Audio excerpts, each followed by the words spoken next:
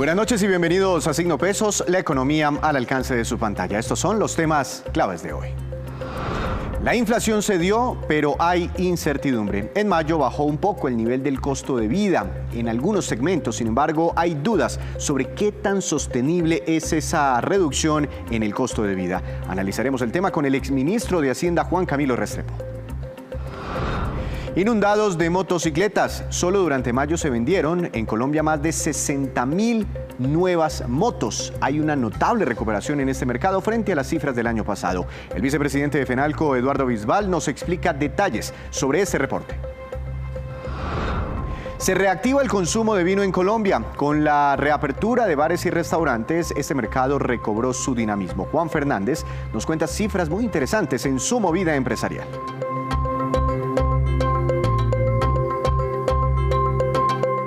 Comenzamos esta emisión hablando de un tema que está dando muchos análisis por lado y lado, y es que la reducción que hubo en la inflación durante el mes de mayo generó cierto optimismo, pero también sigue generando preocupaciones. Por ejemplo, el costo de vida tuvo una variación en el quinto mes de este año del 0,84%, que es una cifra menor a la del mayo del año pasado y también frente a la reportada en los primeros meses de este 2022. Doctor Juan Camilo Restrepo, bienvenido a Signo Pesos. ¿Cómo le ha ido? Gracias por acompañarnos.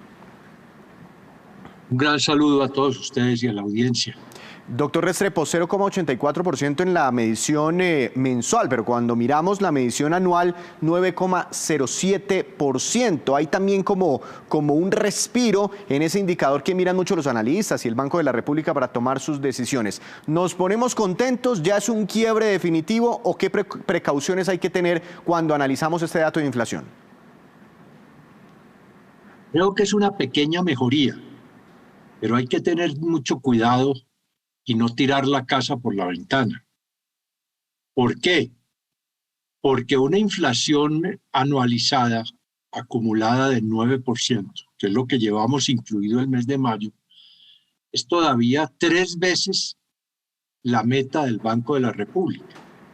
Y cuando se desagregan las cifras de inflación que salieron para mayo divulgadas por el DANE, se da uno cuenta que los alimentos siguen pesando mucho. Es decir, con una inflación también anualizada del 20%, un poco menor de lo que traía en términos anuales, pero todavía altísimo. 20%, que es una inflación que golpea sobre todo a los sectores más débiles de la población y más pobres, es muy inquietante. La lucha contra la inflación se está dando, pero todavía para ganar la batalla falta un trecho largo.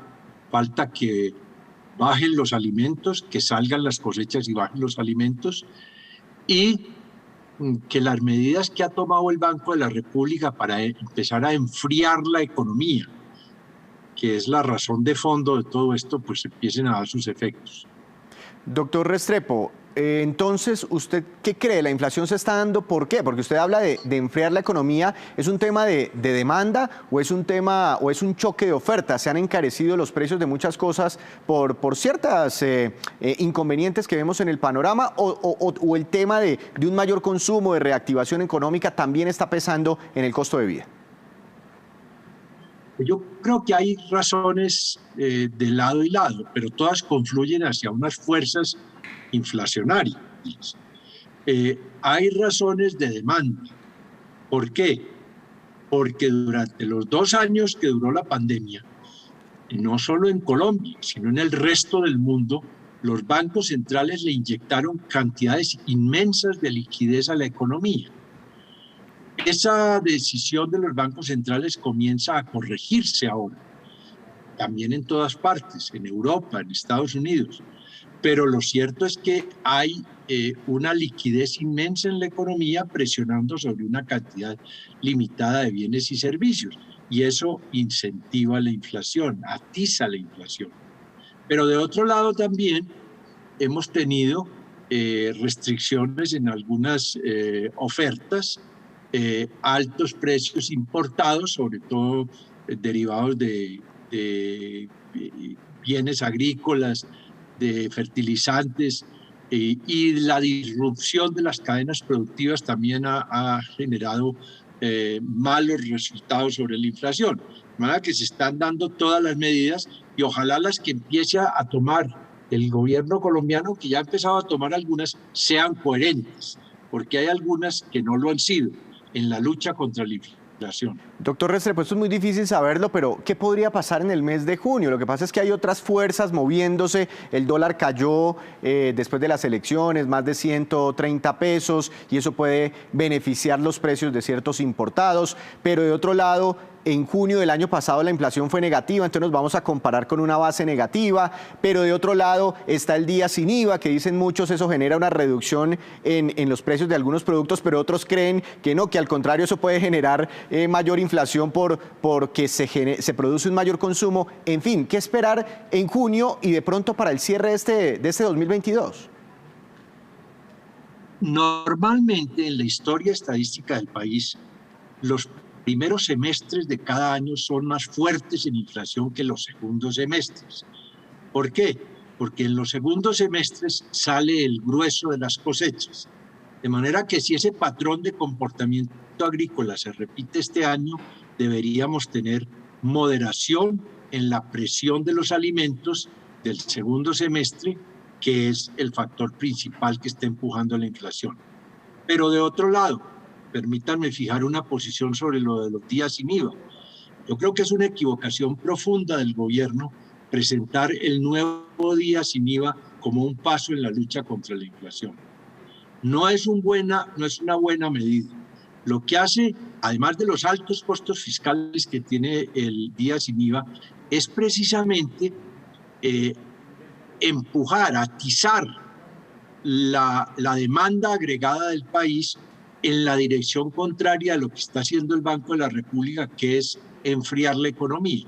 De manera que el día sin IVA va en la dirección contraria de lo que la autoridad monetaria quiere hacer para manejar la inflación y volverla a llevar a sus metas de crecimiento este año, de las cuales estamos alejadas.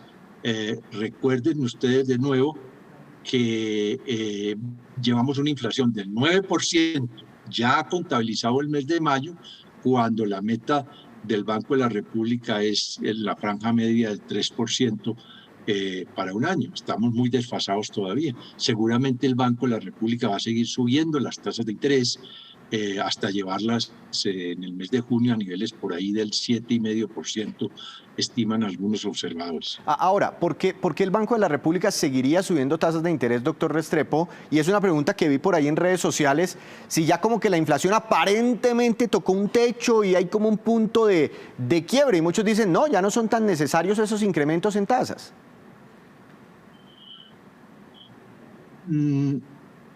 Pero, sin embargo, a pesar de que el Banco de la República ha hecho ajustes ya varios, la tasa actual que tiene el Banco de la República en su 6%. tasa de referencia es aún menor que la inflación. O sea, sigue siendo negativa. Y la lucha de los bancos centrales contra la inflación requiere de tasas de cambio positivas, porque si es mayor la inflación que el redescuento y el banco de los bancos centrales, en buena parte se pierde el objetivo buscado. Claro, es que estamos con una inflación del 9% y una tasa de referencia del 6% del Banco de la República. Doctor Restrepo, unos últimos minutos para preguntarle por el ambiente económico. ¿Qué está sintiendo usted en los mercados, en el sector empresarial, en la economía como tal, de cara a la segunda vuelta presidencial, teniendo en cuenta el resultado de la primera vuelta?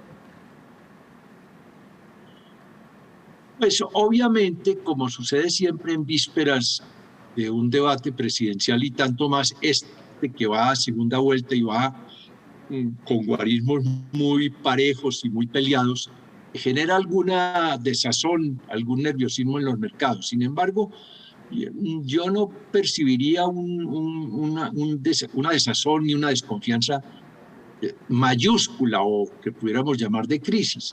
Puede haber alguno, pero yo creo que inclusive cualquiera de los dos candidatos que ganare no tiene la capacidad disruptiva de generar una crisis generalizada de confianza en los mercados. ¿Y a usted como tal le parece inconveniente o le gusta alguna propuesta en particular o tiene críticas positivas o negativas sobre ambas propuestas económicas que estamos eligiendo en este momento los colombianos? Yo creo que este debate ha sido muy pobre en planteamientos, en propuestas. Inclusive los candidatos y sus equipos económicos no se han tomado el trabajo de cuantificar las ofertas que están haciendo. No tenemos una visión global de cuánto vale el programa de Rodolfo Hernández ni el de Petro. Han soltado iniciativas al menudeo. Mientras ese cálculo global no se conozca, es difícil juzgar si esos programas definitivamente contrarían los objetivos de la estabilidad monetaria y fiscal del país. Hay naturalmente diferencias de enfoque, pero ojalá prevalezca pues la sensatez y ante todo y por sobre todo las instituciones y el respeto a las instituciones, al Banco de la República, a la regla fiscal, al presupuesto. Esas son las condiciones que cualquier candidato que resulte elegido tiene que respetar, y si así lo hace, vamos a sobrepasar ese pequeño temblor que hay en los mercados una vez sea elegido alguno de ellos. Pues doctor Restrepo, seguramente seguiremos hablando en la medida en que se acerque la elección o cuando ya decidamos quién será el próximo presidente de la República, con la respectiva reacción de los mercados de capitales y bueno, las primeras medidas en materia económica que deba adoptar el próximo gobierno, sea cual fuera la decisión de los colombianos. Muchas gracias por estos minutos. Feliz noche. Bueno, gracias a ustedes. Feliz noche. El exministro de Hacienda, Juan Camilo Restrepo. Hacemos una breve pausa, pero cuando regresemos espere que el gobierno le concederá beneficios tributarios a proyectos de hidrógeno que se construyan aquí en el país. Ya les contamos.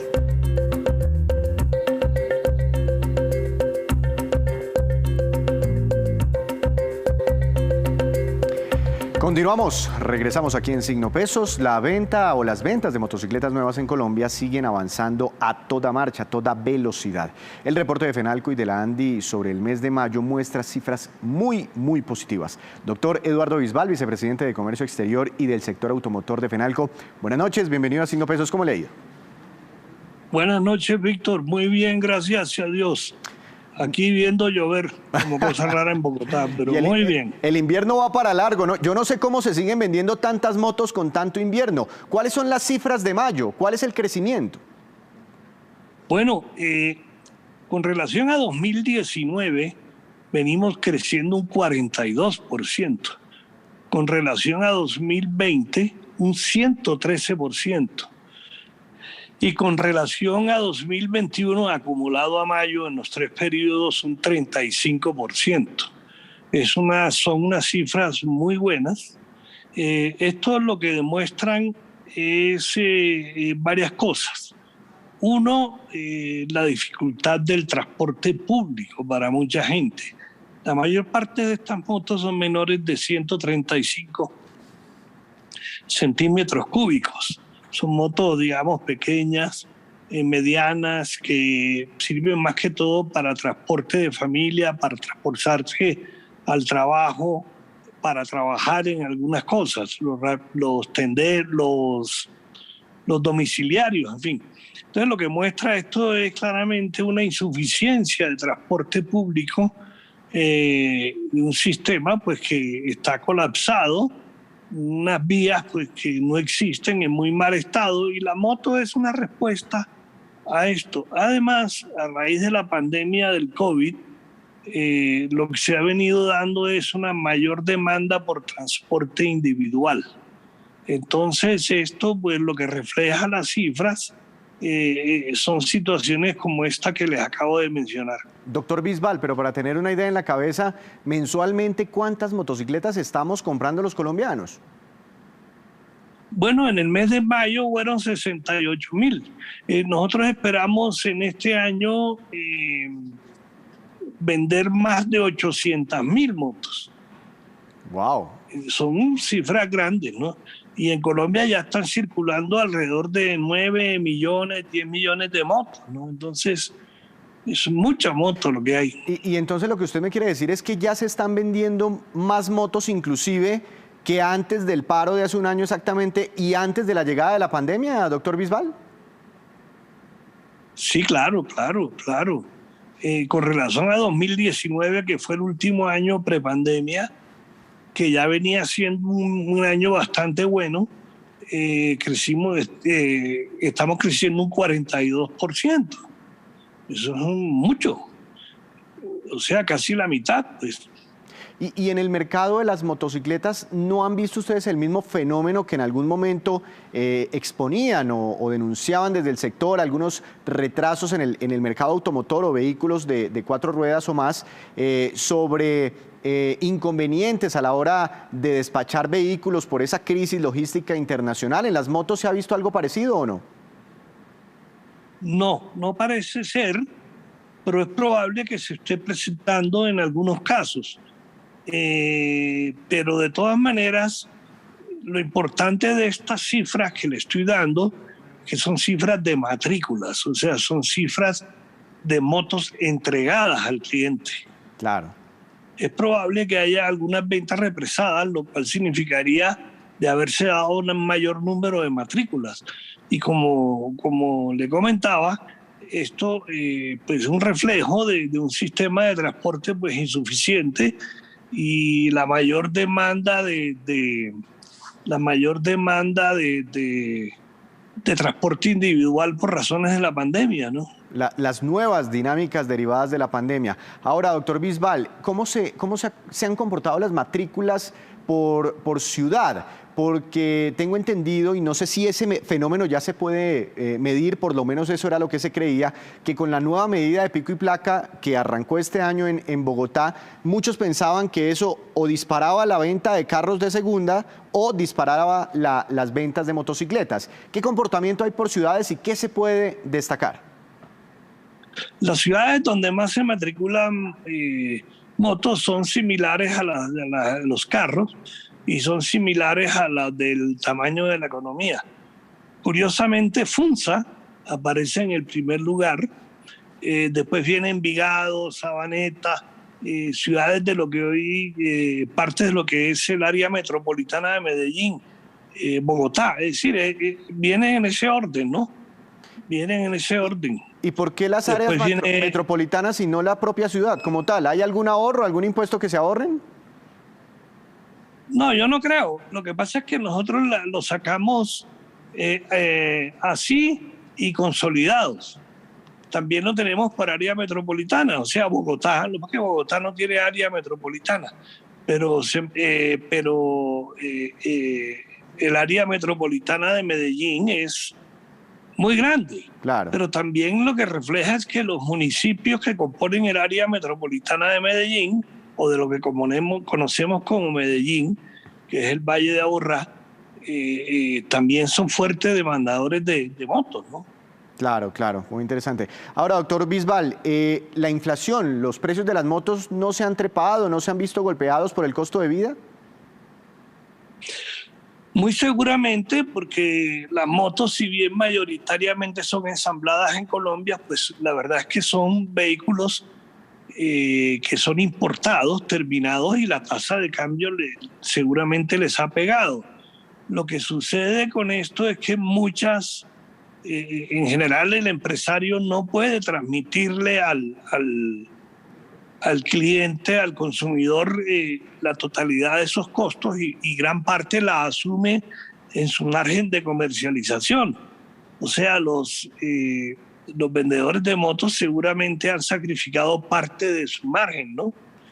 Pero seguramente que la tasa de cambio seguramente ha afectado los precios de estos vehículos. Sí. Doctor. Eso uno nunca lo sabe, porque pues hay mucha marca, hay mucha moto, mucho carro, mucha línea, y saber cómo se comporta cada uno es algo que no sabemos. Usted me hacía una explicación sobre las nuevas tendencias y por qué la gente está comprando motos, pero esto también podría ser un termómetro de reactivación en la economía, todos estos indicadores que usted me comenta. No, claro que sí, por supuesto. La economía ha venido reaccionando muy bien y las ventas, el aumento en las ventas es un reflejo de eso, claro, por supuesto. Pero también todo esto obedece a que pues hay una mayor demanda por transporte individual. Claro. Esos picos y placas, por ejemplo, llevan más a buscar transporte individual, a traer carros de segunda de otras partes. El pico y placa ha mostrado una ineficacia muy grande en sus 20 o 22 años de funcionamiento, porque pues el transporte público es individual, pues es insuficiente y la gente tiene que transportarse. Al parecer, al parecer estas medidas han estimulado las ventas de vehículos y de motocicletas. Claro. Una última pregunta, dígame. No, y claramente pues el efecto que logran es el contrario. El contrario al que buscan. Una última pregunta. Por ahí se decía que las motocicletas prácticamente las entregaban mostrando la cédula, que eso era muy fácil de comprarse una moto nueva. ¿Eso sigue siendo así? Bueno, yo no creo que sea tan así. Lo que pasa es que la moto está al alcance de mucha gente en Colombia y la gente la compra pues con todas las de la ley. Compra con todos los requisitos de ley y pues asume una parte de crédito, en fin. Pero así como que la gente llega y le regalan una moto, no. No, tampoco era regalada, pero sí, digamos, había más facilidades que antes a la hora de comprar una motocicleta, incluido el crédito que se puede adquirir con mayor facilidad. Crédito, sí. Claro que sí. Doctor Bisbal, muchas gracias. Hay crédito, hay todo. Muchas gracias por estos minutos, gracias por contarnos estas cifras. Víctor, muchas gracias a ustedes. Regresando entonces a la prepandemia, inclusive más dinámico este sector frente a lo que se tenía antes de la llegada del coronavirus a nuestro país. Hacemos otra breve pausa, pero ya les contaremos que cientos de maestros públicos y privados serán capacitados en programación. Ya les contamos todos los detalles.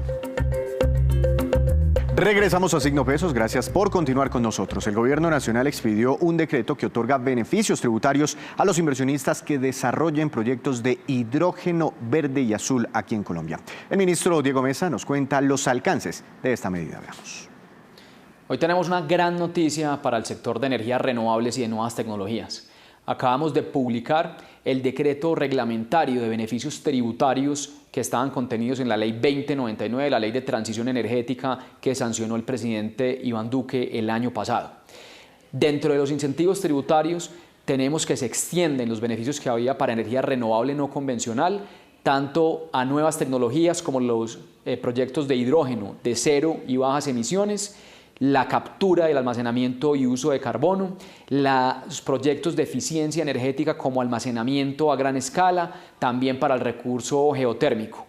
Por ejemplo, se está extendiendo el beneficio de la sobrededucción del 50% de las inversiones contra el impuesto de renta, lo cual le permite a una empresa que invierte 100 millones de pesos en estas tecnologías deducir contra el impuesto de renta 150 millones. Adicionalmente, incluimos una depreciación ultra acelerada que pasa de 5 años a 3 años y extendimos también los beneficios de la exención del impuesto al valor agregado, el IVA, y otros aranceles y cargas tributarias. Este decreto es muy importante porque consolida a Colombia como el país con el marco tributario más atractivo para la inversión privada en energía renovable no convencional y en nuevas tecnologías, tanto en eficiencia energética como en captura de carbono y en hidrógeno de cero y bajas emisiones. Ahora nos vamos con esta que es la cifra económica del día, 10,4 millones, y corresponde al número de pasajeros que se movilizaron por vía aérea en vuelos nacionales entre enero y abril de este año. Significa un crecimiento del 27% frente al mismo periodo del año 2021. Solo en abril el aumento fue del 30%, lo que muestra la dinámica positiva en la reactivación de este sector, de esta actividad. Llega Juan Fernández a esta hora con noticias del mundo empresarial. Buenas noches, Juan. Su tema para hoy, bienvenido.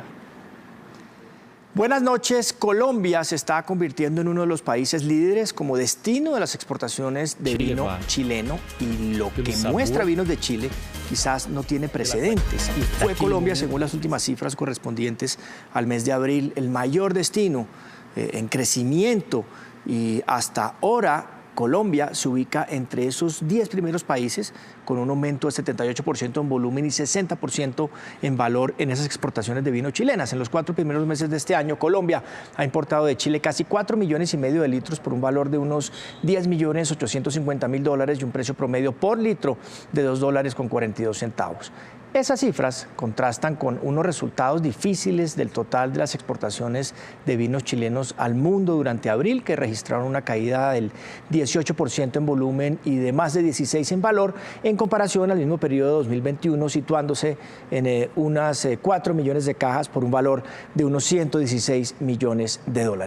La explicación de Vinos de Chile son los problemas logísticos sumado también a los cierres en China, además de los efectos de la guerra y la inflación que están impactando las exportaciones no solamente en China, sino en otros lugares. Por eso, esos mercados grandes como el de China, pues han visto cómo disminuyen esas exportaciones un 15% en volumen y 49% también en esa misma capacidad, pero en el Reino Unido.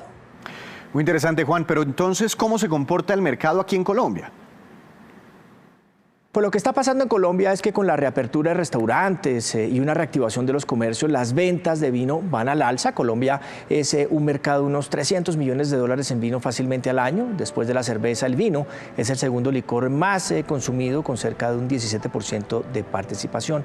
Pero el consumo per cápita es bajo aún, no llega al litro. En Argentina, por ejemplo, el líder de la región, el consumo supera los 25 litros al año. En cuanto a lo que más se consume en Colombia, gana el vino tinto con el 62%, los blancos representan el 11% y los espumosos cerca del 7%. Y es Bogotá donde se consume más del 37% del vino que ingresa al país, seguido de Antioquia con el 19% y Valle con el 11%. Ahora, en cuanto a los tipos de vinos más demandados, pues por supuesto, como le decía, el vino no solamente el tinto, sino el que está envasado en botellas de vidrio, pues por supuesto se lleva ese primer lugar. Y esta pues es la movida de hoy sobre todo este tema relacionado con los vinos y esas exportaciones de vinos chilenos a Colombia que para el mes de abril sorprenden. Sorprende, Juan, muchas gracias, lo esperamos mañana con más movidas empresariales. Antes de despedirnos, los quiero dejar con este dato. El Ministerio de las TIC anunció su intención de capacitar a más profesores y estudiantes en pensamiento computacional y en programación básica. A lo largo de este año se quiere formar a 4.250 profesores, quienes luego deberán transferir el conocimiento a sus alumnos. Los profesores pueden ser de colegios públicos o privados. Para este programa fueron destinados 9.200 millones de pesos. Y así terminamos por hoy. Los esperamos mañana con una nueva emisión y con toda la información económica que usted necesita saber. Recuerde, esto es Signo Pesos, la economía al alcance de su pantalla. Que tenga una feliz noche.